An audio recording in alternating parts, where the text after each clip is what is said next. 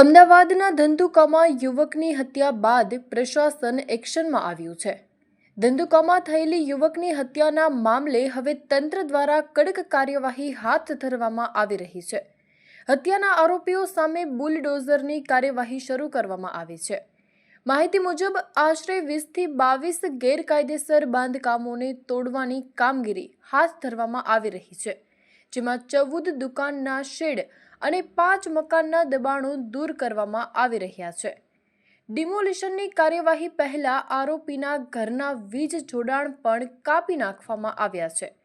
પોલીસના ચુસ્ત બંદોબસ્ત વચ્ચે આ સમગ્ર કામગીરી શરૂ કરવામાં આવી છે। ઘટના સ્થળે એસપી, ડીવાયએસપી અને પીઆઈ કક્ષાના અધિકારીઓ હાજર રહી સમગ્ર સ્થિતિ પર નજર રાખી રહ્યા છે। આ કાર્યવાહી ધંધુકા નગરપાલિકાની ટીમ દ્વારા હાથ ધરવામાં આવી રહી છે। ઉલ્લેખનીય છે કે નજીવી બાબતે ધર્મેશ ગમારાની હત્યા કરવામાં આવી હતી, જેના બાદ વિસ્તારમાં હિંસક સ્થિતિ સર્જાઈ હતી। હાલ તંત્ર દ્વારા કડક પગલાં લેવામાં આવી રહ્યા છે અને વિસ્તારમાં શાંતિ જાળવવા માટે પોલીસ તૈનાત કરવામાં આવી છે। વધુ માહિતી માટે રાજકોટ કે આવાઝ ન્યૂઝને લાઇક, શેર અને ફોલો કરો।